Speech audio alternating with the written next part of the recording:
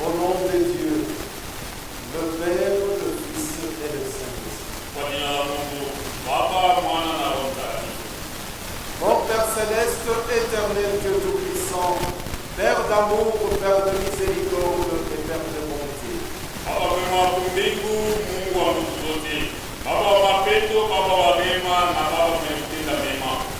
Devant ta toute puissance et devant ta sainteté, nous nous prosternons en cette heure d'après-midi pour t'adorer, toi qui es éternel.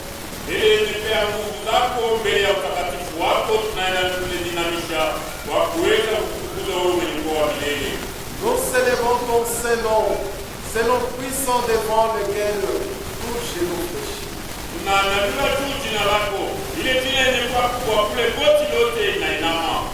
Nous te louons, nous te célébrons, car tu trônes au-dessus de toute la création.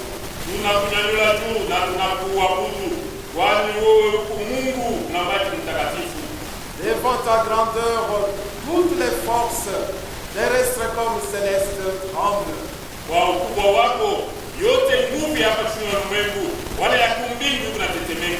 Tu es la source de notre joie et la source de notre espérance.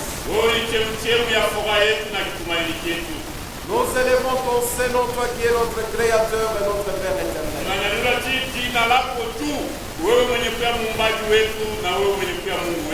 Ensemble avec ton peuple, nous te disons merci du fond de notre cœur pour cette rencontre que tu nous accordes autour de nos pères et ton Fils. Tunashukuru jina lako kwa kuweza kutuwezesha tupate nafasi hapa kwa sisi kuweza kuabudu jina lako. Tu nous as protégés durant tous les jours écoulés et nous avons cette occasion noble d'entendre ta parole dans ta maison cet après-midi.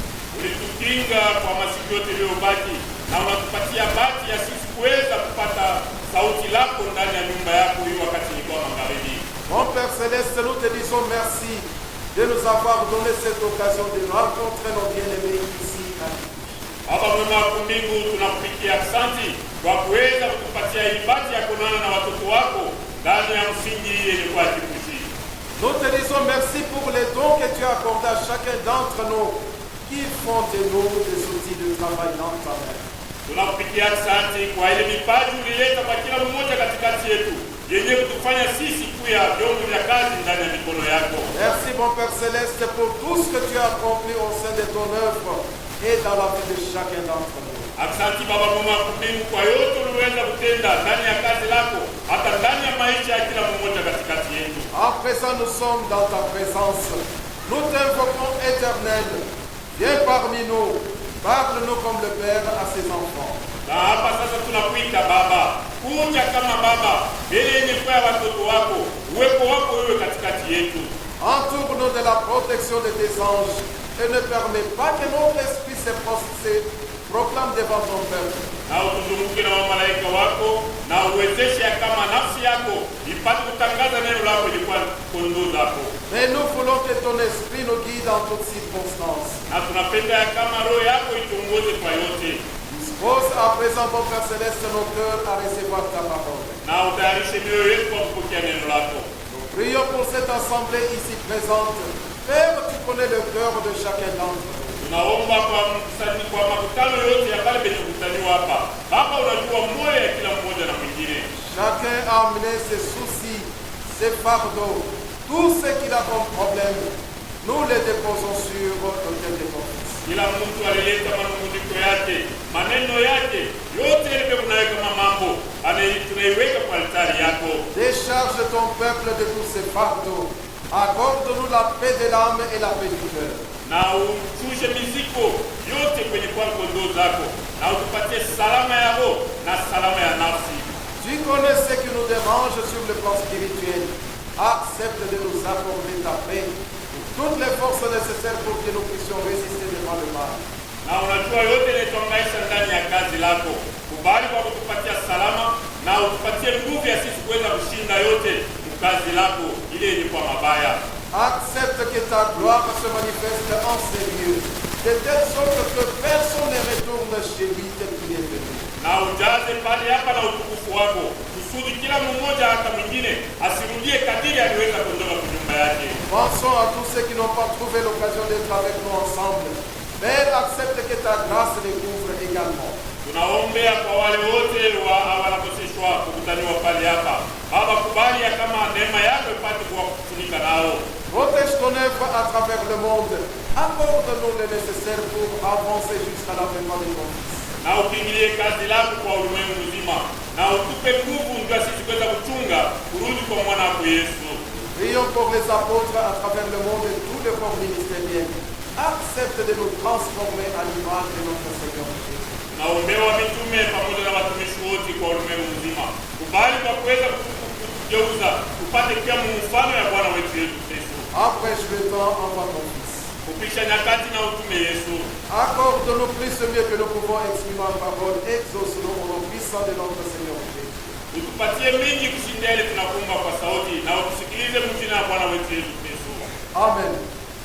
Amen. Chers assemblés en Christ, chers bien-aimés et chers invités.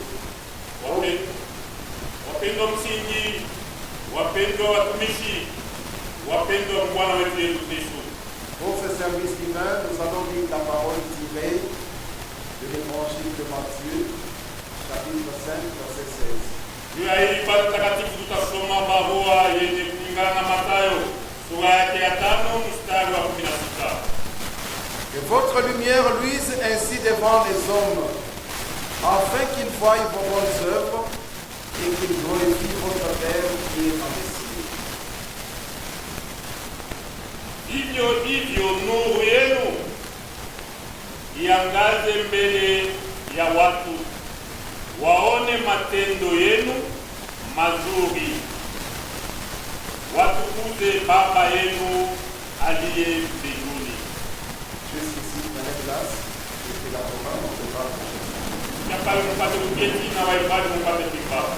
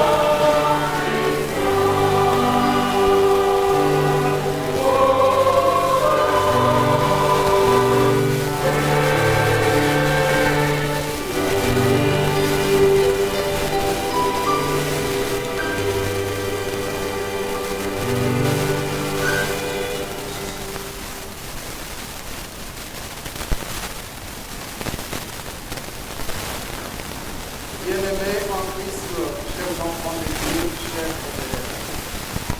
Wapendwa wangu Bwana wetu Yesu Kristo, wapendwa watoto wa Mungu, wapendwa wasafiri pamoja nami, Nous vous souhaitons la bienvenue dans la maison de notre Père cet après-midi. na nitakia ujio mwema kwa nyumba yenye ya Baba wetu kwa hiyo wakati yenye ya magharibi. Nous souhaitons à ce que la paix de l'Éternel emplisse le cœur de chacun d'entre nous. Na tunamtakia kama salama ya Bwana wetu Yesu Kristo ijaa moyo ya kila mmoja na mwingine katikati yetu.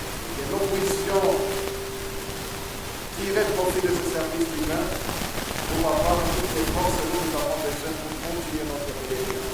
Na tufike kupata faida kupitia hii ibada takatifu, tupate nguvu mpya ya sisi kutembea nayo ndani ya safari yetu ya imani.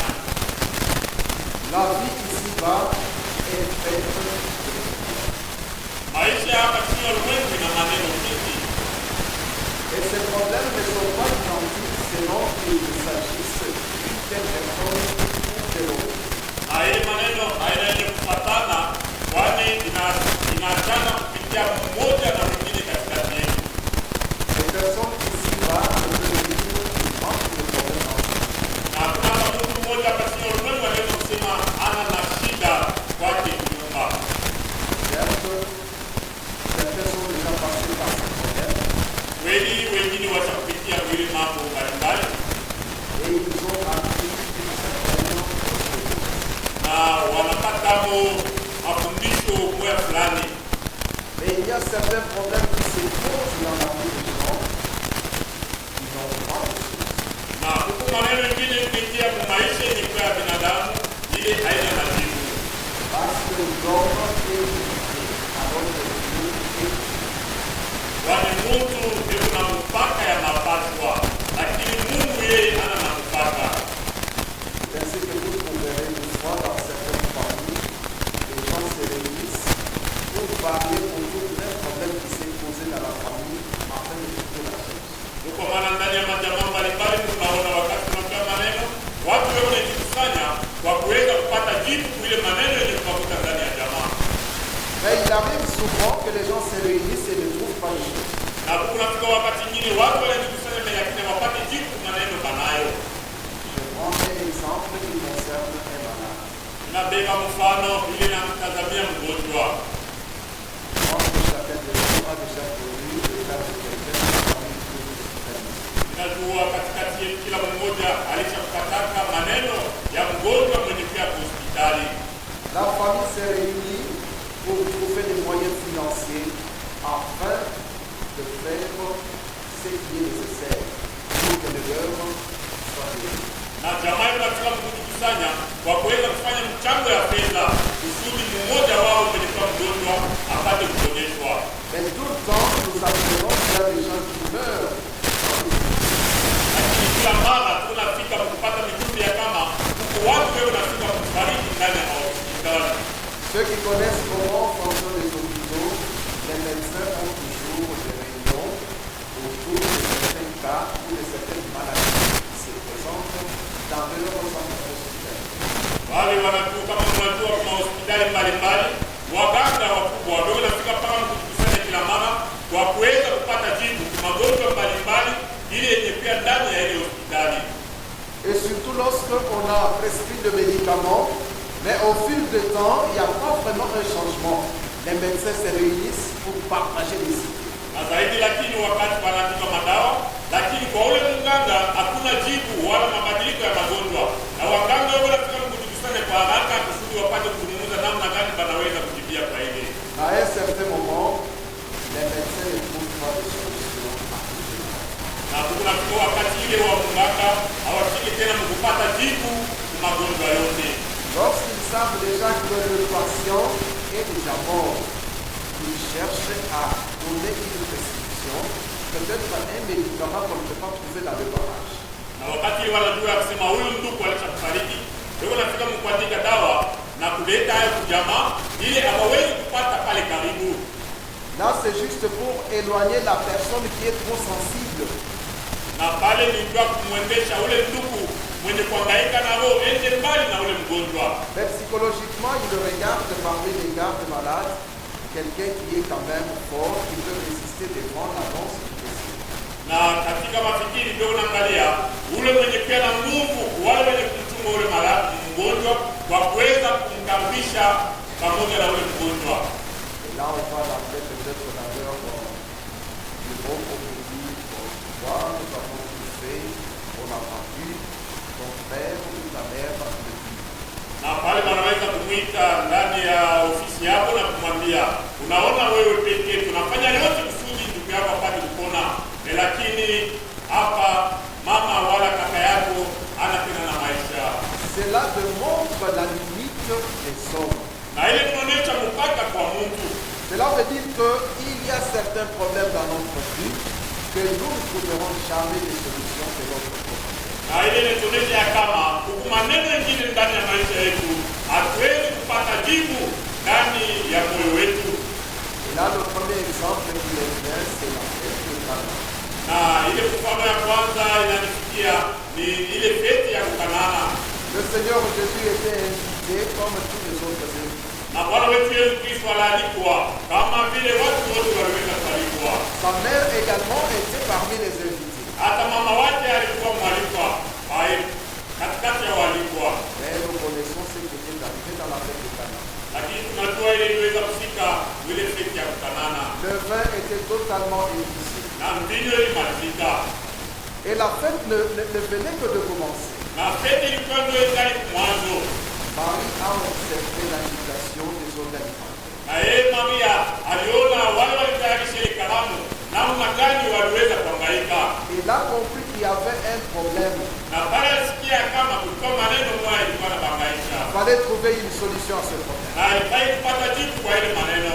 Lorsqu'elle a eu la réalité de ce qui s'est passé, Na wakati alijua ile ilikuwa na bangaisha, il a appelé l'organisateur.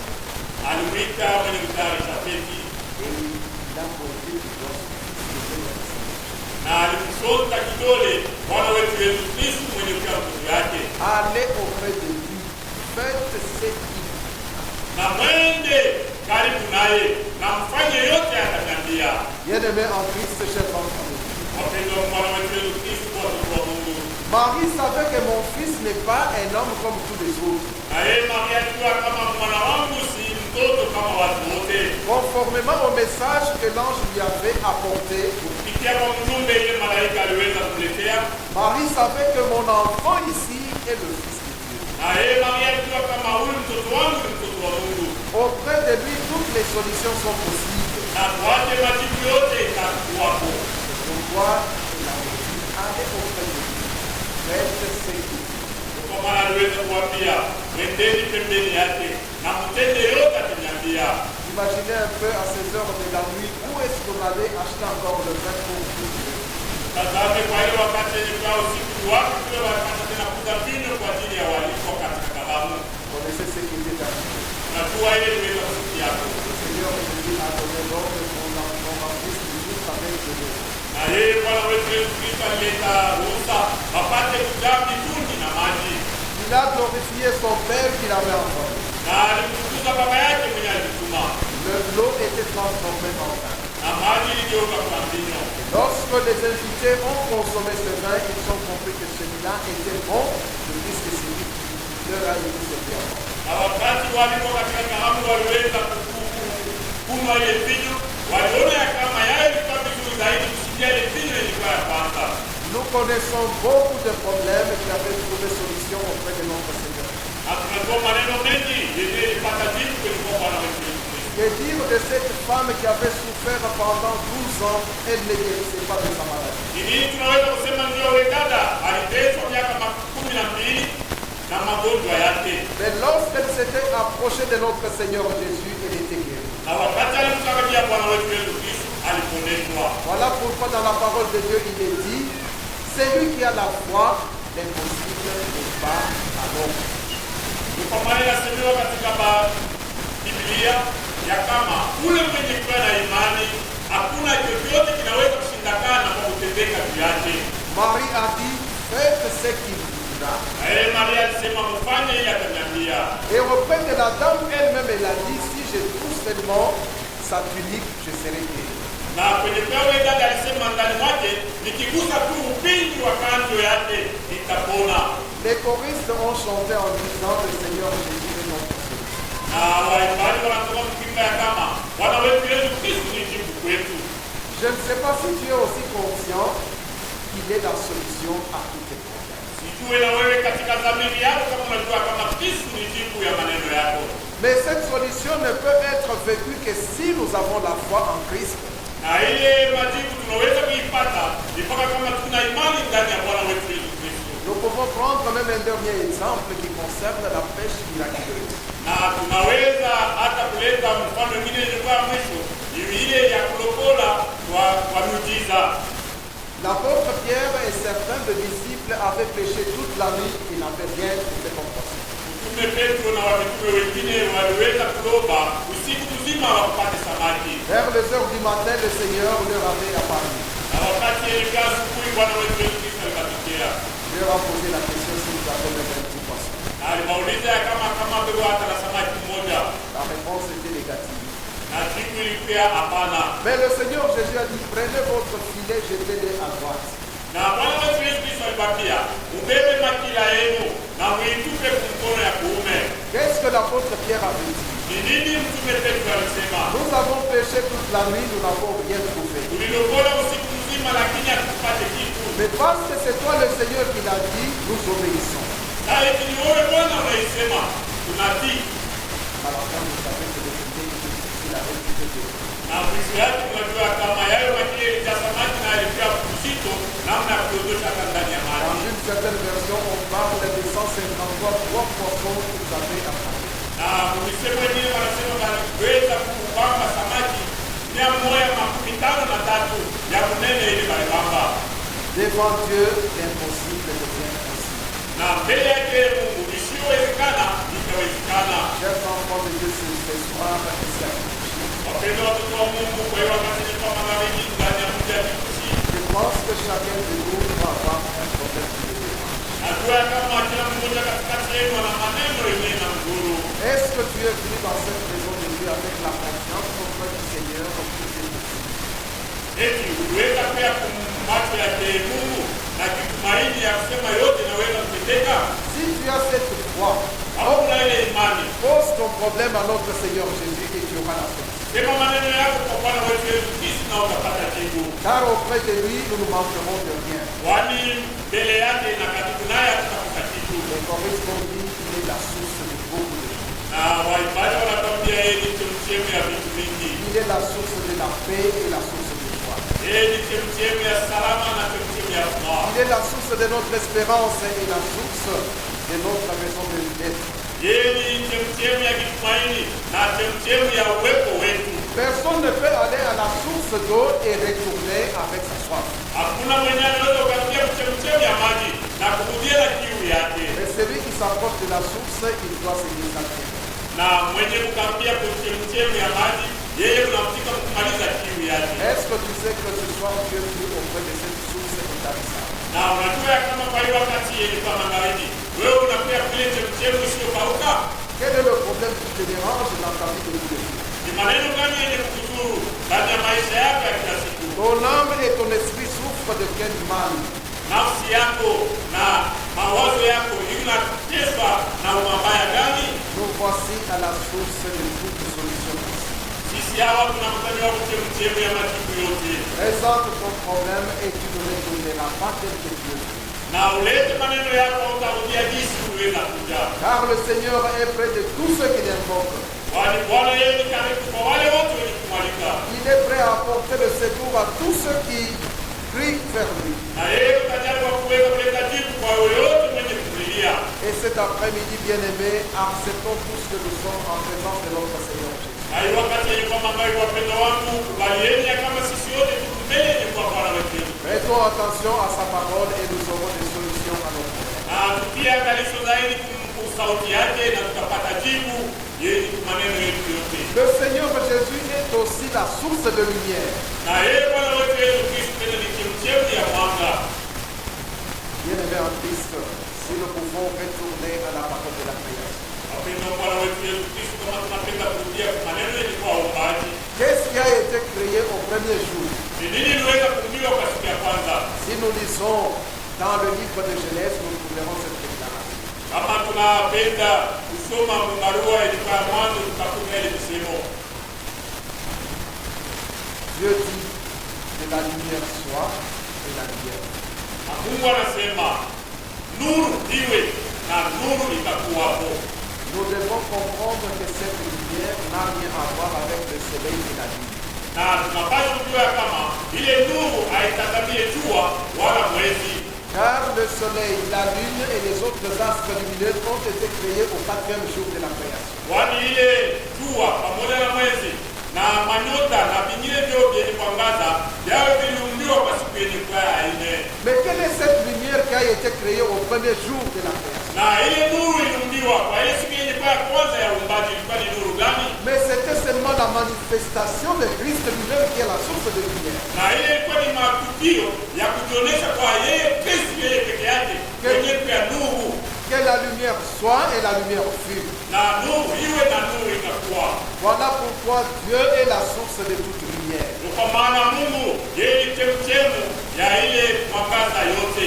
Cela nous amène à la parole que nous venons de lire cet après-midi. Na ile tupeleka kwa sauti ile tunatoka kusoma kwa hiyo wakati ya magharibi. Que votre lumière luise devant tous les hommes. Nuru yenu ipate kupangazia watu wote. Est-ce que nous les hommes, nous avons une autre lumière que Christ? Na eti sisi watu kuna nuru nyingine kusikia Kristo. De quelle lumière parle-t-on ici? Na ni nuru gani wanasemezea hapa? Cette lumière n'est autre que notre Seigneur Jésus. Na hii nuru haina nyingine ni Bwana wetu Yesu Kristo. Lui qui est venu dans le monde pour éclairer le monde. Yeye alikuwa hapa chini ya ulimwengu kwa kuweza kuangazia ulimwengu. Car le monde était dans les ténèbres. Kwani ulimwengu ulikuwa ndani ya giza. Et tous ceux qui ont approché notre Seigneur Jésus, ils pouvaient vivre dans la lumière. Na wote waliokaribia Bwana wetu Yesu Kristo walipaswa kuishi ndani ya nuru. Et le Seigneur Jésus devrait transmettre une partie de cette lumière à tous ceux qui l'approchaient. Na yeye Bwana wetu Yesu Kristo anaanza kuleta kipande yenye ya nuru kwa wale wote wanaanza kukaribia. Chacun devrait faire un effort pour que cette lumière continue à luire dans les ténèbres. Na kila mmoja katikati yetu anapaswa kufanya nguvu kusudi ile nuru tunayoiangazia ndani ya giza. Comment nous avons acquis cette lumière qui vient de notre Seigneur Jésus? Namna gani tuliweza kupokea ile nuru yenye kwa Bwana wetu Yesu Kristo? Lorsque nous avons été baptisés en esprit en recevant le don du Saint-Esprit. Ni wakati tuliweza kubatizwa katika kibovu kupokea cha Roho Mtakatifu. Une partie de lumière de notre Seigneur était ancrée en nous. Na kipande cha nguvu cha nuru ilikuwa ya Bwana wetu Yesu Kristo ilitiliwa ndani mwetu. C'est pourquoi le Seigneur Jésus a dit à ses disciples, vous êtes de la lumière du monde. Kwa maana Bwana wetu Yesu Kristo alisema na wafuasi wake, ninyi ni nuru ya ulimwengu. Mais cette lumière ne doit pas être cachée en dessous de la table. Na ile nuru haiwezi kuwa penye kuficha chini ya meza. Elle doit être placée sur la table afin qu'elle éclaire toute la maison. Inapaswa kutiliwa juu ya meza kusudi ipate kuangazia nyumba nzima. Bien-aimés en Christ, chers enfants de Dieu. Wapendwa Bwana wetu Yesu Kristo, watoto wa Mungu. Tu es cette lumière, je suis cette lumière dont on parle cet après-midi dans la maison. Wewe ni ile nuru, mimi ni ile nuru ile banasema kwa hiyo wakati ndani ya nyumba yako. Le Seigneur Jésus dit que votre lumière luise devant tous les hommes. Bwana wetu Yesu Kristo anasema nuru yenu ipate kuangazia watu wote. Nous devons tirer peut-être un exemple dans la vie de tous les jours pour comprendre ce que c'est cette lumière. Tunaweza kubeba mfano wa maisha ya kila siku zote basi kusikilizwa vizuri ile nuru ni nini. Lorsque un enfant est né, il ne connaît absolument rien. Wakati mtoto anazaliwa ajue kitu hata kimoja.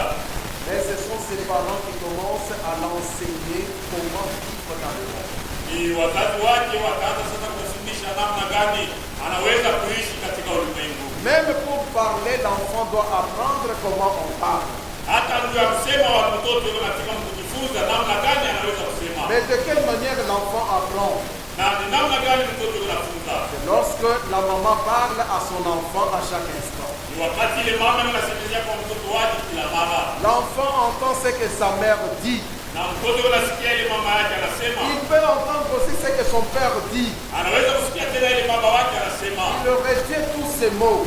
Na anabamba ile misemo yote. Et à un certain moment, l'enfant va commencer à essayer de parler. Na kisha wakati mmoja mtoto ataanza sasa kujifunza namna gani ya kusema. Nous allons entendre peut-être l'enfant prononcer papa, maman.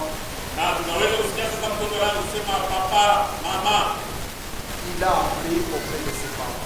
alijifunza pembeni ya wazazi wake. C'est une façon de préparer l'enfant à affronter la vie de tous les jours. Ni namna ya kuweza kutayarisha mtoto ambaye kukutana na maisha yenye kama siku zote. L'enfant va vivre dans le cercle familial où les gens parlent. Na mtoto anapaswa kuishi katika kikundi cha jamaa ule watu wao wanasema. Ses oreilles captent tous les mots qui sont prononcés. Na masikio yake yanasikia misemo yote ile watu wanasema. Au fil du temps, l'enfant va commencer à parler sans problème. Na kisha yake mtoto ataanza kusema sasa bila sababu. Il a les atouts maintenant pour affronter la vie de tous les jours. Kuna mauwezo sasa ya kuweza kukumbana na maisha ya kila siku. Même lorsqu'on va emmener l'enfant à l'école, c'est parce qu'il a déjà eu la base à la maison. Hata wakati watampeleka mtoto kwa masomo, wale ashapewa msingi kunyumba. Et là, les enseignants vont ajouter quelque chose sur ce qui a été bâti par les parents. Na pale walimu wataongeza kidogo kwa ile wazazi walikuwa watakutia kama msingi. L'enfant grandit dans toutes ses connaissances, il a acquiert. Na mtoto anapotea na ile mafahamu yote aliyopitiwa. Et plus loin, il y aura encore des conseils qui seront dispensés à l'enfant pour qu'il se comporte bien dans la vie de Dieu.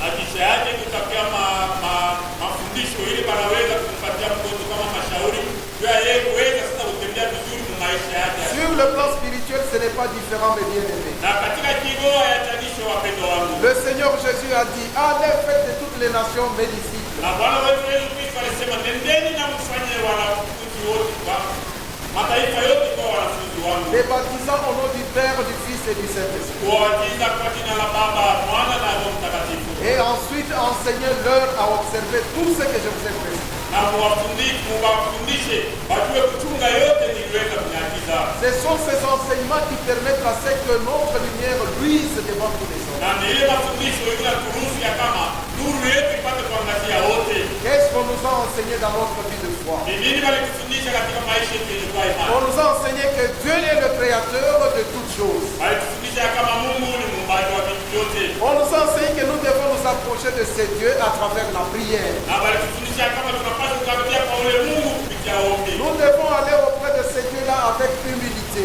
Na tunapaswa kukaribia kwa ule Mungu na unyenyekevu. Nous ne devons pas oublier d'offrir à ce Dieu-là pour lui rendre grâce. Na hatuwezi kusahau kwa kuweza kumtolea ule Mungu sadaka kwa kumtolea shukrani. Ce sont tous ces enseignements-là qui permettent à ce que notre lumière luise, cher bien-aimé. Na ni ile mafundisho yote yanaturuhusu ya kama tusije kuweza kufanya nuru yetu ipate kuangaza. Alors aujourd'hui, nous pouvons nous poser cette question ici à Kibushi. Na leo hii tunaweza kujiuliza ulizo ndani ya mji ya Kibushi. Est-ce que ma lumière est en train de briller encore? Nuru yangu ingali inaangaza? Mais pour que la lumière luise, si nous prenons un exemple de la vie quotidienne, Juu ya kusema nuru yangu iangaze, tukibeba hata mfano ya maisha ya masiku yote. même les projecteurs qui sont ici, s'ils ne sont pas connectés à la source électrique, ces projecteurs ne vont pas donner la lumière. Hata malambi yenye mnaona inawaka, kama kamba yayo haiundiwe kuchemchemi ya moto, hii malambi mtaona haitawaka. Peut-être certains d'entre nous ne connaissent pas une autre source de lumière qu'on utilisait dans le temps. Mara nyingine wengine hawajui chemchemi ya nuru ile tulikuwa tunatumikisha kwa wakati wa On zamani. pouvait prendre de l'huile, mettre dans une petite assiette avec une petite étoffe et puis on allume. Tukabeba mafuta kikonja tunaweka msani, na kipande cha kuwa kisha tunawakisha. Mais lorsque l'huile s'épuise, attendez-vous que la lumière va s'éteindre. Na wakati ile mafuta itamalizika, mjue kama na ile moto itazimika. Comment notre lumière doit luire continuellement? Namna gani nuru yetu inaweza kuangaza kuendelea? C'est lorsque notre foi est réconfortée à chaque instant. Ni wakati ile imani yetu inajaliwa na nguvu kila mara. Mais comment notre foi doit grandir à chaque instant? Namna gani imani yetu inaweza kukomara kila mara? Et lorsque nous venons dans la maison de Dieu, nous écoutons sa parole. Ni wakati tunakuja ndani ya nyumba ya Mungu na kusikiliza sauti yake. Cette parole fortifie notre foi. Na ile sauti inatupatia nguvu kwa imani yetu. C'est cette foi qui va permettre à ce que notre lumière continue à luire Na devant ni nous. ile imani itafanya ya kama nuru yetu iendelee kuweza kuangaza. Mais vous savez, lorsqu'on parle de la foi, de l'autre côté, il y a les œuvres. Na mnajua kama wakati tunasemezea mambo ya imani, mambo mengine huko matunda ya imani. Parce que le Seigneur Jésus, dans cette parole que nous avons lue, il dit, pour que tous les hommes voient vos bonnes œuvres. Kwani Bwana wetu Yesu Kristo kupitia sauti tunasoma nasema kusudi watu wote waone matendo yenu mema. Parce que nous sommes dans la lumière, ceux qui sont au loin voient ce que nous sommes en train de faire. Kwani tuko ndani ya nuru na wale wenye kuwa mbali nasi inafai waone kile tunafanya. Mais ce que nous faisons doit être des bonnes œuvres que nous accomplissons. Na ile tunafanya inafai kuwe matendo mazuri ile tunafika kutimiza. S'il y a des bonnes œuvres, de l'autre côté il y a aussi des mauvaises œuvres. Kama kuko ngambo ya kuume matendo mazuri, maana yake ngambo ya kushoto unaweza kupata na matendo mabaya. Le Seigneur Jésus dit pour que tous les hommes voient vos bonnes œuvres. Na Bwana wetu Yesu Kristo anasema inafai bantu wote bafike kuona matendo yenu mazuri. Les bonnes œuvres sont accomplies dans la société. Na matendo mazuri yanatendewa ndani ya kikundi cha mataifa. Parce que l'homme est un être social. Kwani mtu ni mtu anaishi ndani ya watu. Il vit parmi les siens. Unaishi katikati ya watu. Et ce sont ceux-là qui doivent voir les bonnes œuvres que nous accomplissons. Na ni wale wanapaswa kuona matendo mazuri yenye anatenda. Nous pouvons nous poser maintenant la question en commençant par nos familles respectives. Na tunapata kuuliza maulizo kuanzia paka majamaa yetu ndani ya nyumba. Cher papa, cher maman. Mpendwa baba, mpendwa mama. Chère grande sœur, cher petit frère. Mpendwa dada, mpendwa kaka. Est-ce que dans notre famille, on peut faire voir les bonnes œuvres que nous accomplissons? Eti ndani ya jamaa yetu anaweza kuona matendo mazuri yetu tunatenda? J'ai entendu cette déclaration venant d'une maman.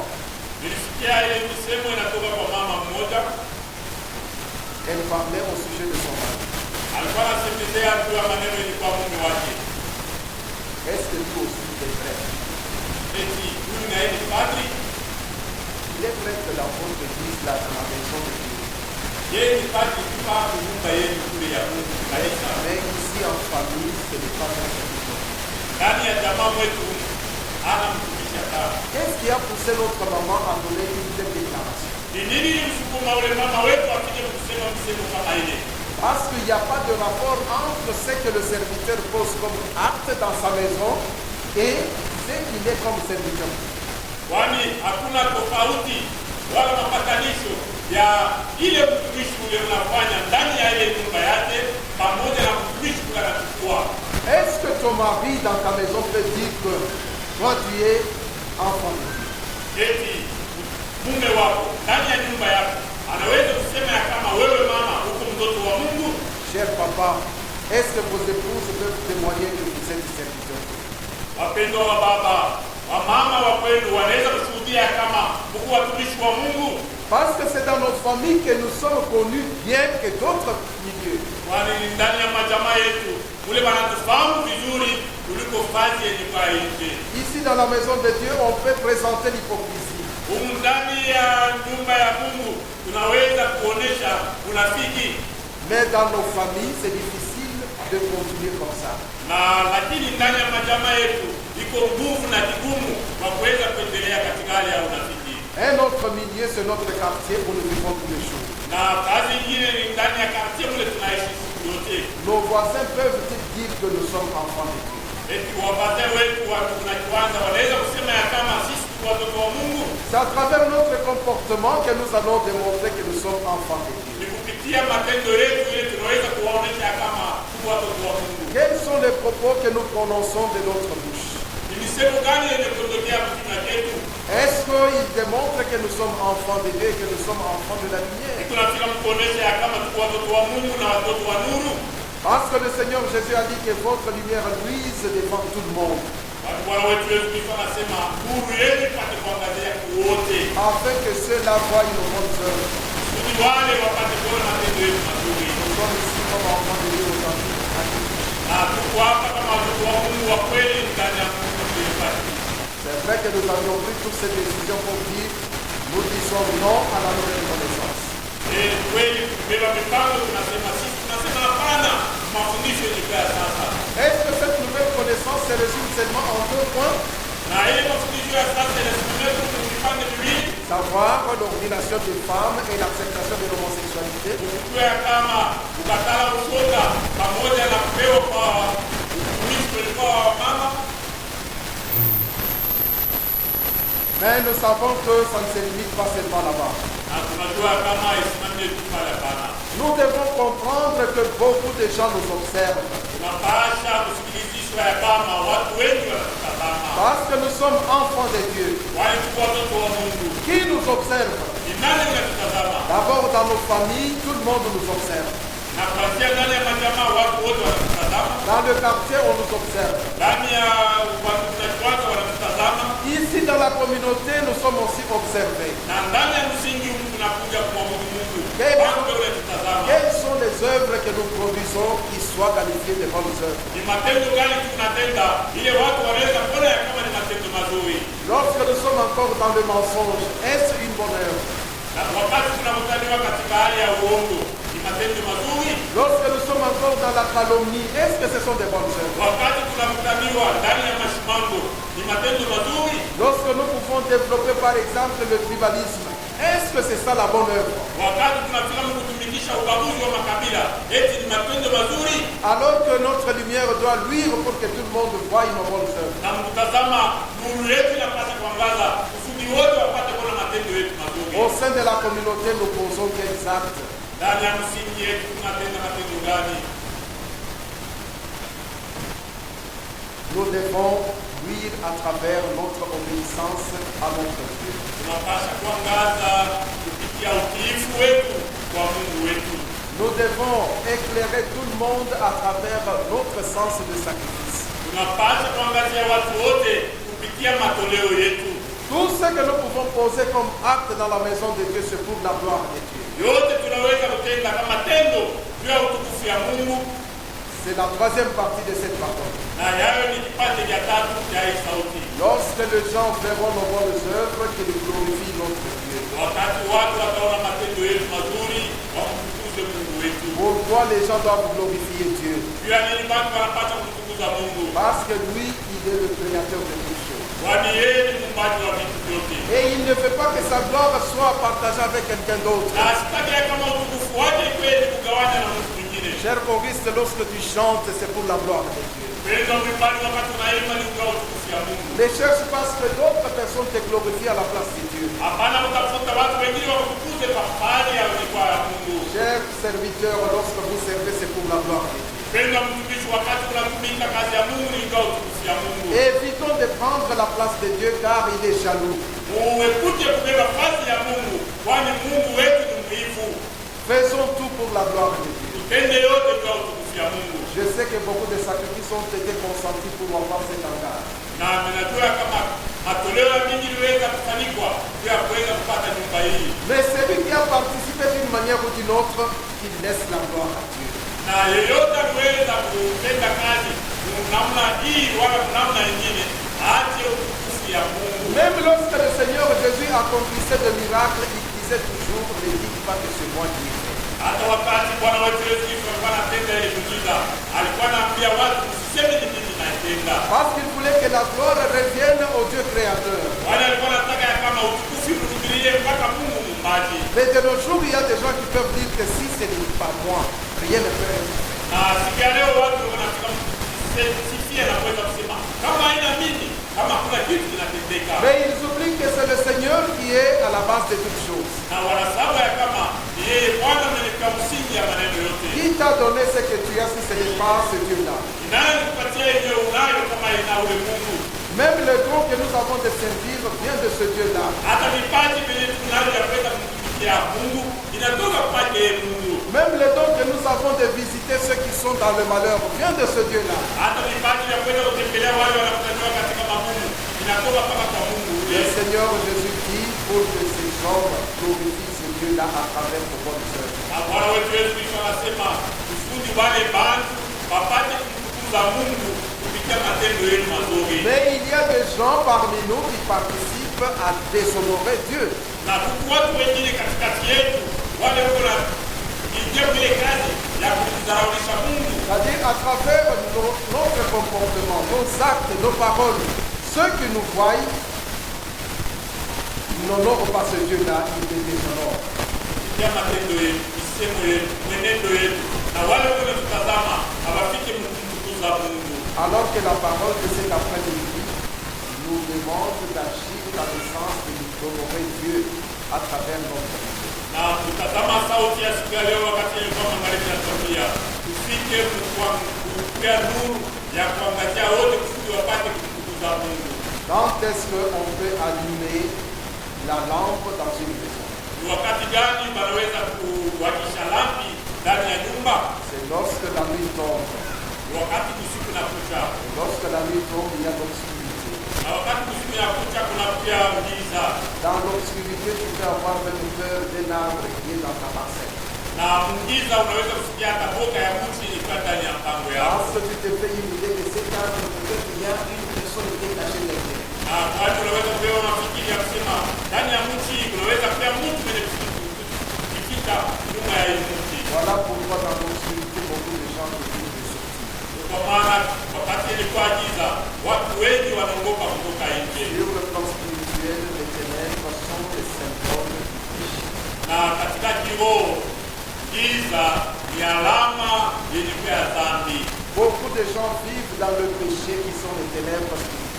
Watu wengi wanaishi katika giza yenye pia dhambi ya kiroho. Et lorsque le Seigneur dit que votre lumière luise devant tous les hommes, c'est pour éclairer ces gens-là qui quittent le péché et qui viennent à la lumière. Na wakati Bwana wetu Yesu anasema nuru yenu ipate kuangazia wale watu, ni ya kusema watu wote kudhambi wamkaribie Bwana. Quelle est ton action vis-à-vis de tous ceux qui ne connaissent pas encore Dieu? Ni matendo gani yako mbele ya wale wote bado hawajamjua Yesu? Est-ce qu'ils peuvent comprendre que tu es la lumière en leur donnant des conseils et de prédication pour qu'ils quittent le péché? Eti unaweza pia nuru kwao kwa kuweza kuwapatia mahubiri na mashauri kusudi wapate kuacha dhambi na wakaribie kwa Bwana wetu Yesu Kristo. Voilà une bonne œuvre que nous pouvons accomplir également dans la maison de Dieu. Uone sasa yeye kwa kazi nzuri ile tunapata kutenda ndani ya nyumba ya Mungu. Faire venir tous ceux qui sont dans les ténèbres de péché vers la lumière qui est Christ. Kuwafanya wote wale wenye kuishi ndani ya giza yenye pia dhambi na kuwapeleka kwa Bwana wetu Yesu Kristo. Afin que la parole de Christ transforme ceux-là qui deviennent aussi enfants de Dieu. Kusudi sauti ya Mungu ipate tena kuwageuza nao pia wapate kuwa watoto wa Mungu. Mais si nous-mêmes nous sommes dans le péché, comment nous allons convertir ceux qui sont dans le péché? Kama sisi wenyewe tungali ndani ya dhambi, namna gani tunaweza kugeuza wale wenye kuwa ndani ya dhambi? En d'autres termes, nous sommes aussi dans les ténèbres. Na kusema kwingine tunasema ya kama nasi pia tungali ndani ya giza. Et vous savez que si les gens sont dans les ténèbres, il y a d'autres ténèbres où on ne sait pas voir quelqu'un. Na kama watu wako ndani ya giza, kuko giza ingine ile hawatafika kuona mtu. Mais comment tu vas demander à l'autre qui est dans les ténèbres comme toi de sortir de là? Na namna gani unaweza kumwambia mtu mwenye kuwa mgiza apate kuondoka ndani ya giza? C'est pourquoi nous devons d'abord luire. Ndio kwa maana tunapata kuangaza. Et lorsque nous luisons, nous chassons les ténèbres autour de nous. Na wakati tutangaza, tutafukuza giza pembeni yetu. Et celui qui est dans les ténèbres peut voir la lumière même au loin. Na ule mwenye kuwa ndani ya giza ataona nuru hata kwa mbali. Imaginez ceux qui font des voyages dans le village. Na mtazamie wale wenye kufanya masafari ndani ya vijiji. Pendant la nuit, comment on peut reconnaître que nous sommes près du village? Na wakati ilikuwa usiku, namna gani wanaweza kutambua kama wanakuwa karibu na kijiji fulani? Lorsque nous verrons même une petite lumière au loin. Ni wakati wataona hata kanuru kadogo mbali. Et là, nous pouvons dire, avançons vers cette lumière, je pense que c'est le village. Na pale watasema tuende haraka kwenye kwa ile nuru, maana pengine ni mjini. Dans le monde où nous vivons, ce monde est ténébreux. Na ulimwengu huu tunaishi iko na giza. Beaucoup de gens vivent dans le péché. Watu wengi wanaishi dhambi. Et ils ne savent pas que ce sont des péchés. Na wajua kama yao ni dhambi. Ils ne connaissent même pas que lorsque nous demeurons dans le péché, nous sommes loin de Dieu, notre Créateur. Na wajua hata kama wakati tunadumu katika dhambi tunaishi mbali na Mungu Ils Muumbaji. ne savent même pas qu'il y a la première résurrection. Na wajua hata kama kuko ufufuo wa kwanza. Alors nous devons luire dans ces ténèbres de ce monde. Kwani sisi tunapaswa kuangazia muingiza yenye kwa ulimwengu. Afin que ceux qui sont dans les ténèbres viennent vers nous, vers la lumière. Kusudi wale wenye kuishi ndani ya giza wakaribie kwetu, wakaribie kunuru. Tu es la lumière pour ta famille, pour ton quartier, pour toute l'église. Wewe ni nuru juu ya jamaa yako, wewe ni nuru juu ya quartier yako, na wewe ni nuru juu ya eklezia mzima. Fais en sorte que ta lumière luise. Na fanya yoyote kusudi nuru yako ipate kuangaza. Et vous savez, lorsque vous emmenez quelqu'un des ténèbres vers la lumière, Na mnajua kama wakati unaondosha mtu giza wanampeleka kunuru, il va glorifier Dieu. na atamtukuza Mungu. Je vais vous donner un exemple. Nitakupatia mfano mmoja. Je connais un papa qui était un grand soudard. Ninajua baba mmoja alikuwa mlevi zaidi. Chaque jour, il était ivre. Kila siku alikuwa analewa. Il gaspillait tout ce qu'il avait comme moyen en consommant l'alcool. Na alikuwa anarabisha yote, alikuwa anaweka makanga mkuna tu. Mais le jour où on lui a amené la parole apostolique, Na siku ile waliweza kumletea sauti yenye kwa kimtume. il a posé autant de questions qu'on lui a expliqué. Na aliuliza maulizo mengi, alimfasiria. Il a pris la décision de renaître de l'eau. Na alibeba mipango ya kuzaliwa jipya. Et lorsqu'il a compris qu'il était dans le mal, Na wakati alisikia kama alikuwa ndani ya kubaya, il avait pris la décision d'abandonner ce qu'il faisait comme mauvais acte. yeye alibeba mpango ya kuacha yote alikuwa anatenda kama matendo Et mabaya. il pouvait donner ce témoignage à beaucoup de gens. Na aliweza hata kuleta ile maushuhuda kwa watu wengi. Je glorifie Dieu qui m'a tiré de ce trou. Ninamtukuza Mungu mwenye aliniondosha ndani ya ile shimo. Car si je ne l'avais pas connu, je serais mort aujourd'hui. Ama sikufamia yule Mungu nilipata kama mwenye J'ai gaspillé beaucoup de moyens financiers. Nilikuwa nalamisha franga mingi. Mais aujourd'hui, Dieu m'a aidé pour connaître la vérité. Na leo hii Mungu ananisaidia kusudi nipate kujua Ça, ukweli. c'est une manière de glorifier ce Dieu-là. Na ile ni hali ya kuweza kumtukuza nayo Mungu. Voilà ce que Dieu attend de nous. Muone sasa ni ile Mungu anatukuza kwetu. Que nous faisions un effort pour sortir ceux qui sont dans les ténèbres vers la lumière. Ili tupate kufanya nguvu ya kuweza tena kutosha pale penye kwa kugiza kuwapeleka kunuru. Lorsqu'ils seront rachetés, ils vont glorifier Dieu. Na wakati watanunuliwa wao watamtukuza Mungu. Mais qu'est-ce que nous allons recevoir en retour? Na ni nini nasi pia tutapata kama malipo? Dieu va déverser sur nous sa bénédiction. Na Mungu atamimia kwetu baraka yake. Parce qu'il est dit dans les Écritures saintes, lorsqu'un péché s'est converti, il y a une grande bénédiction. Kwani inatikiwa katika barua yake, wakati mtenda dhambi anageuzwa huku karamu mbingu. Et aujourd'hui, Seigneur, nous aurons la récompense qui est liée à notre foi. Na siku ya kuja kwa Bwana tutapata malipo yenye kuambatana na imani yetu. Quelle est cette récompense? Na ile malipo ni nini? Vivre éternellement en communion et pas avec notre Dieu. Kuishi katika umoja na Mungu wetu. Nous allons revêtir le corps glorieux. Na tutavaa mwili yenye kwa utukufu. Et nous serons dans sa présence d'éternité en éternité.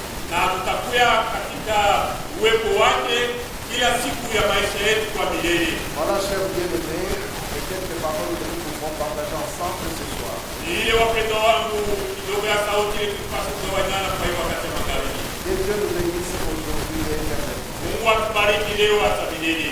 Amen. Amen. Nous invitons notre ancien qui est venu de s'il peut vous servir pendant 2 jours. Tunamwalika mzee mwenye kutokea Ulikasi kama anaweza kutumikia kwa dakika 2 wala 3.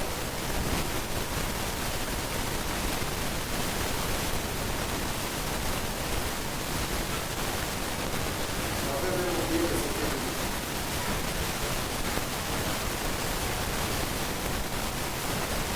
Wapendwa wa Bwana wetu Yesu Kristo, ndugu kaka pamoja na dada,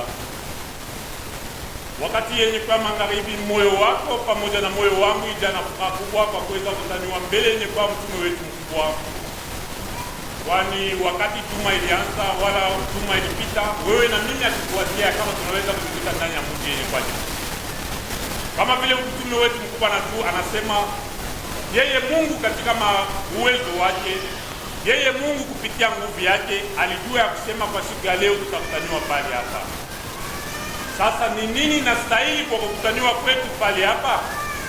Ile nastahiliwa ni ya sisi kuweza kubeba mipango mpya, kwani tunajikuta kuchemchemu yenye pia kubwa, kumoto yenye pia ya nguvu, kunuru yenye pia ya nguvu, kama vile mtume wetu mkubwa anatuambia Yesu Kristo alipia nuru, alikuwa na kabula nuru kidogo kidogo kwa wengine kusudi wapate kuangaza. Na mtume wetu mkubwa kwa siku ya leo ni nuru yenye kututembelea ndani ya mji yenye kwa kifushi, ile wewe na mimi tunapaswa kubeba kwa kuweza kuwaangazia wengine wenye kuishi katika giza, wenye kuishi katika mateso, wenye kuishi katika mangaiko, wana wamjue Bwana wetu Yesu Kristo. Je, tunaweza kufanana nao? Panatuambia tujitenge na dhambi, na yayo dhambi ni yayo yenye kuya giza. Wakati unaishi katika dhambi, unaishi katika giza.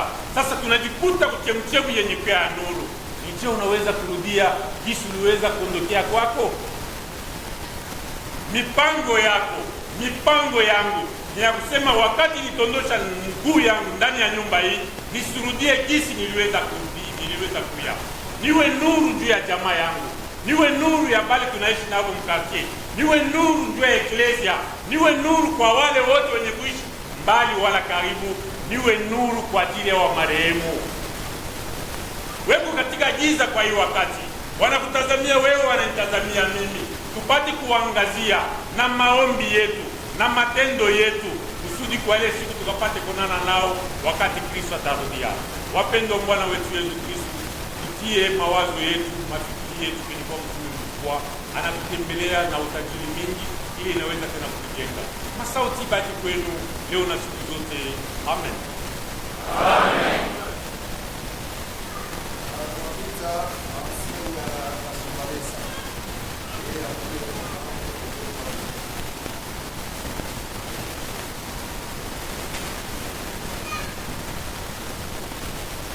Wapendwa katika Bwana wetu Yesu Kristo, wapendwa watatu, wapendwa. Hii inakuwa ni magharibi ya pekee, inakuwa ni magharibi ya pekee. Kwa kuwezi kumuona mtume mkubwa, kwa kuwezi kumshikia. Kwa sababu ni Mungu mzima anatutembelea mwili district, ndio tufike mkubalikiwa. Ni nini leo unaweza kubeba kwa masauti ya shule?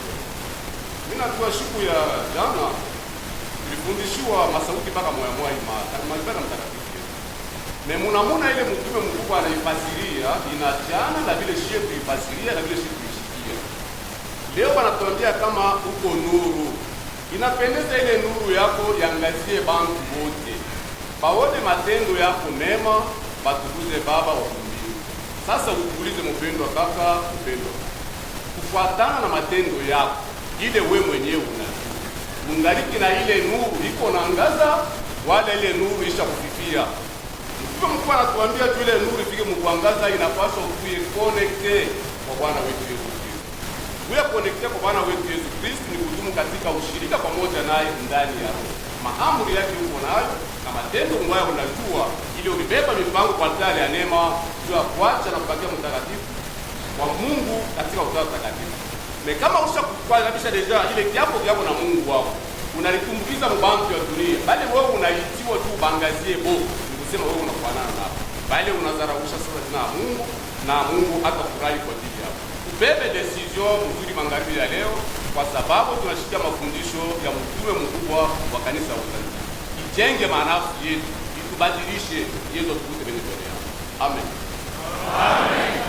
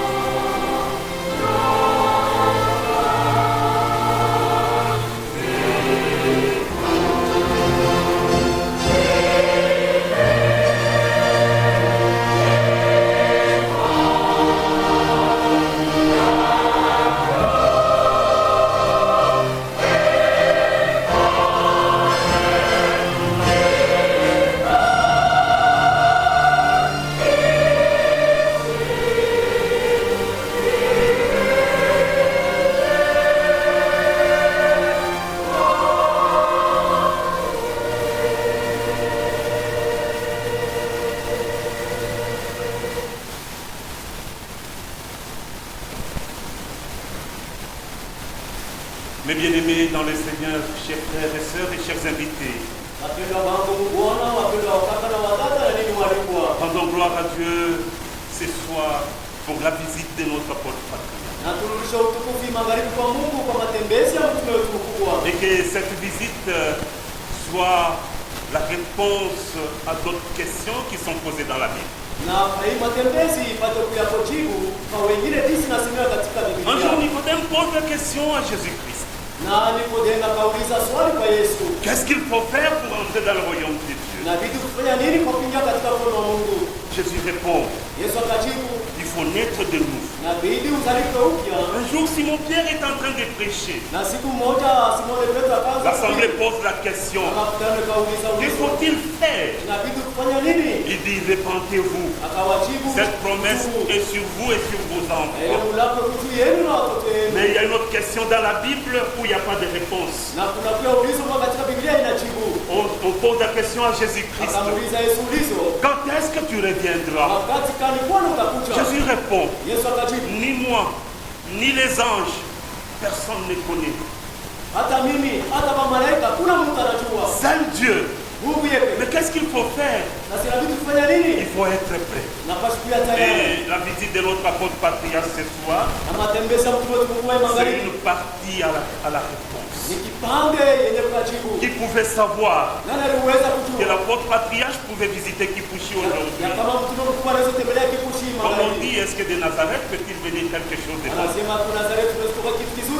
Oui, bien-aimé dans le Seigneur, par la volonté de Dieu, il a voulu nous surprendre aujourd'hui. Et si tu n'es pas prêt, tu n'entreras pas.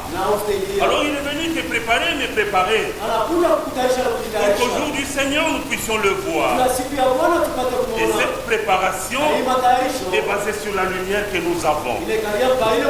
La lumière que nous avons reçue le jour que nous avons pris le Saint-Esprit. Ça n'a rien à voir avec ce que nous voyons dans d'autres sectes religieux.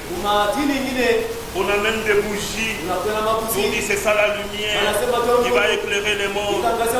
Bien-aimés frères et sœurs, l'apôtre patriarche vient de nous dire, au premier jour, Dieu a dit que la lumière soit et la lumière fut. Ce n'était pas le soleil, ce n'était pas la lune, mais c'était le Seigneur Jésus. Parce que Jésus dit, depuis la création, il a été là. Si tu portes Jésus dans ton cœur, tu portes la lumière. Alors comment est-ce que nous allons vérifier que toi tu as cette lumière? Il a dit, pour que ces ampoules puissent illuminer, il faut que ça soit connecté. Il y a un appareil qu'on appelle testeur. Il faut venir avec aussi tester un peu. Frères et sœurs, si tu es connecté, il y a un testeur. Cet testeur-là, c'est l'œuvre de Dieu. Quand il y a l'électricité, il y a vibration. Alors lorsqu'on dit à un enfant de Dieu, l'œuvre de Dieu est là. Le service divin est là. Lorsque vous voyez vibrer, il y a l'électricité qui passe. Mais il y a d'autres, vous mettez des testeurs, il est très froid. Il y a l'œuvre de Dieu, ça ne lui dit rien. Il y a service divin, ça ne lui dit rien. Je t'informe ce soir, tu n'es pas connecté. Tu n'as donc pas la lumière. Alors ceux qui ont la lumière en eux, nous allons le vérifier. La lumière attire. Les ténèbres repoussent toujours. Alors si vers toi, il y a des gens qui viennent, dis-toi ce soir, tu as la lumière. Mais si à cause de toi, il y a des gens qui fuient, frère, tu incarnes le ténèbre. Alors l'apôtre patriarche est venu activer cette lumière en nous. Afin que par notre lumière, nous puissions attirer plusieurs pour qu'eux aussi quittent cet état de pécheresse pour être des enfants de Dieu. Mais que toi-même, tu commences d'abord à quitter cet état. Parce que celui qui est dans les ténèbres ne peut pas sauver celui l'autre qui est dans le ténèbre. hatuwezi kuokoa mwenye kuja katika giza. Soyons cette véritable lumière que l'apôtre Patriarche vient de nous dire ce soir. Uweni ile nuru ya kweli ile mtume mkubwa anatuambia magharibi. Afin que nous puissions éclairer. Hivi tupate kuangazia. J'ai beaucoup aimé Ilipendelea zaidi. quand il a dit, Wakati alisema commençant par nos familles, kuanzia mumachama yetu. dans le quartier et Mazingira yetu. partout ailleurs. Na pale popote. Ne soyez pas serviteurs seulement à l'église, Kwetu watumishi mkanisa. même dans vos maisons. Na mumanyumba yetu. Soyons des véritables serviteurs. Tukue watumishi wa Mungu. Soyons cette lumière. Tukue ile nuru. Chers frères et sœurs, Wapenda kaka dada. dans la maison, Ndani ya nyumba. si on reçoit un visiteur, Kama anapokea mgeni. il ne faut pas trop parler. Usiseme nini? Parce qu'il risque de rentrer avec beaucoup de choses. Ndio anaweza kunena vya mingi. Il faut s'aider. Na vitu kama kingi. pour que le visiteur. Hivi mgeni apate kusema. Amen. Amen.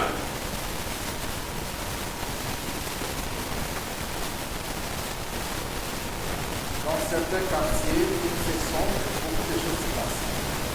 Makartie ingine mwenye kadi za vitu vingi vinapatikana kule. Je ne sais pas ici à ce que je suis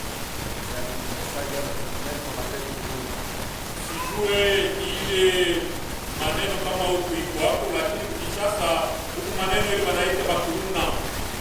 souvent, ils opèrent au moment où il n'y a pas tellement de vie. Na zaidi ndio unafika kutenda makazi yao kwa wakati ile kuko giza. Dans les quartiers où les gens ne fréquentent pas tellement les rues. Na makartie mule bantu wabatembele zaidi mkule kumanjia kidogo kidogo. Alors je me rappelle une certaine période, les gens s'étaient entendus dans le quartier pour mettre des ampoules sur les clôtures de leur vie. Na minakumbuka makartie ingine watu walibeba mipango banasikilizana ya kuweka malampi nje kwa mapango yao. C'était juste pour éviter que les malfrats, les malfaiteurs n'aient pas l'occasion d'opérer. Ni juu ya kuweza kushindisha wale watu wabaya wasifike kutenda matendo yao ya giza. Mais il y a dans certains quartiers, dans certains villages, où il y a beaucoup de sorciers, ils n'aiment pas la lumière. Na muko ndani ya vijiji vingine kule muko wachawi wengi hawapendake nuru. Lorsque vous mettez des ampoules, on vient casser ça. Wakati mnatia malampi nje ndio nakuja banapasula. Parce que eux, ils veulent les ténèbres pour opérer. Kwani wao wanapenda giza ndio wao kutimiza kazi yao. Lorsque j'étais dans le monde où Wakati nikiwa mlango huu on est en train de construire un terrain. ule ndio unajenga baraji moja ya moto ya umeme. Mais il y a des gens de certains villages qui ne veulent pas que la lumière soit dans leur village. Na watu wa kijiji kimoja hawapendi ya kama nuru ingie ndani ya kijiji chao. Kwani wachawi walozi weko na nuru yao ya pekee, na wao hawapende tena nuru kama hii inatangazia. Na ni nuru gani hii aisaidie taifa ya Mungu?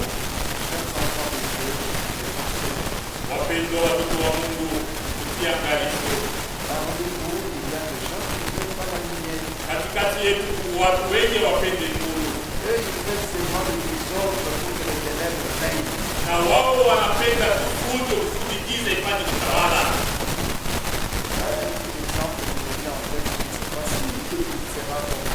Na mfano mmoja alikuwa mtoto msijue kama itatokea lazima zaidi. Parce que ta parole est une lampe à mes pieds. Kwani Mfalme Daudi anasema neno lako ni taa ya miguu yangu. Donc vous comprenez que cette lumière n'est autre que la parole qui était au commencement. Na mnasikia kama na ile nuru ni ile sauti ya mwanzo. Alors celui qui a Christ en lui, il est éclairé. Na ule mwenye pia Kristo ndani mwake ni mwenye kuangaziwa. Il ne sait pas faire un faux pas parce que cette lumière lui montre là où il doit poser. Na siwezi kutembea mbaya kwani ile nuru inamwangazia pale anapaswa kutia mkuu. Alors dans certains quartiers de Kinshasa, les enfants avaient pris une sale habitude. Na makati yengine kuja Kinshasa watoto walibebaka mazoezi ilikuwa mbaya. Lorsque il pleut, il y a des eaux de cristal. Wakati mvula inanyesha maji ya mvula ile inapitia mamkuti mbalimbali. prendre un morceau comme ça Anaweza kubeba kipande ya sifo, dans l'eau. anaweka pale pa maji, Lorsque vous êtes voir que c'est na wakati unakuja utaona ya kama ni kijiwe ni chemku. et puis là, ils vous disent, papa, passe par ici, ça va se trouver. Na wao wanakwambia kama pitia huko kule ni kubaya, Et lorsque tu suis leur parole, tu dis, ça c'est la pierre, jette le pied là-bas. na wanakwambia wakati unapata sauti yao, ile ni kijiwe, tia mkule yako pale. Imaginez un peu ce morceau de chiffon plein d'eau. Tazame sasa ile kipande ya sifo ilikujaa na maji. Lorsque tu poses ton pied avec ton poids, tu connais ce qui passe. Na wakati unaweka mkuu yako pale na kimo yako unajua ile itapotea. Dans ce moment-là, eux nous disent, Na kwa ile wakati wao wanakimbia, est-ce qu'ils sont vraiment une lumière pour ce papa? wale ni nuru kwa wale baba, Certains d'entre eux sont en train de propager une mauvaise enseignement. na wengine katikati yetu ndio tunataka kutangaza mafundisho mabaya, Ils sont comparables à ces enfants. na wale tunawafananisha na wale watoto wachawi. Moi, le Seigneur Jésus avait appelé les pharisiens comme des hommes de Kwa maana Bwana wetu Yesu Kristo aliwaita Wafarisayo kama ni marafiki. Vous connaissez le chemin, vous ne voulez pas le suivre. Unajua njia lakini hampendi kuifuata, Mais vous empêchez les autres à suivre ce chemin. na Mungu anafika mkuzuiza wengine wapate kufuata ile njia. Imaginez que nous avons donné l'exemple de cet hangar Mwangalie mbele, tulileta mfano ya hii nyumba tukwamo qui est construit au fruit des sacrifices de certains d'entre nous. yenye kujengewa matunda ya matoleo ya pengine katikati yetu, Et celui qui est sorcier spirituel, qu'est-ce qu'il va dire? na ule mwenye kwa mlozi katika kiroho nini yeye unapenda kusema Pourquoi tu dois continuer à faire ça? gani? Unaacha kuendelea kufanya hiyo kazi? Non, nous connaissons la réalité de cette église. Sisi tunajua ukweli ya hii kanisa C'est l'image de ceux qui ne veulent pas la lumière. ni mfano ya wale wapende nuru. Lorsqu'il y a par exemple un enfant de Dieu qui est malade et qu'on décrète d'une petite contribution pour le soutenir, Na wakati huu mtoto wa Mungu mwenye kwa mgonjwa na banalomba mchango fulani ndio aweza kumsaidia, il peut même déclarer en disant, na yeye anaweza kulalamika na kusema mais les offrandes que nous offrons font quoi? hasa sadaka tunatoa unafanya nini?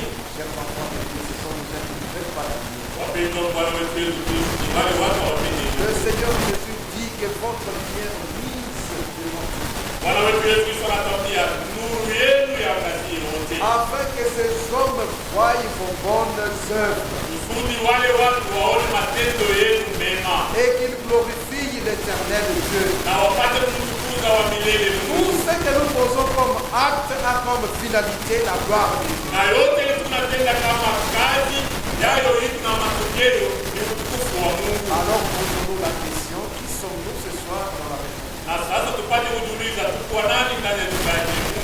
Sommes-nous ces lumières qui doivent vivre dans les ténèbres? Tuko ile nuru inapaswa kuangaza giza, Ou bien nous éteignons cette lumière grâce à force? au tunazima ile nuru kwa nguvu? C'est la parole de lumière. Na mnajua fungo ya Wabikira 10, La condition était que le mari ouvre avec la lampe allumée. na mipango ilipea kama bwana harusi wakati atakuja akukute na lampi yenye kuangaza. Et ceux qui avaient votre esprit n'avaient pas voulu garder les réserves. Lakini wale walikuwa na mawazo yao ya upekee hawakupenda kutunga mafuta.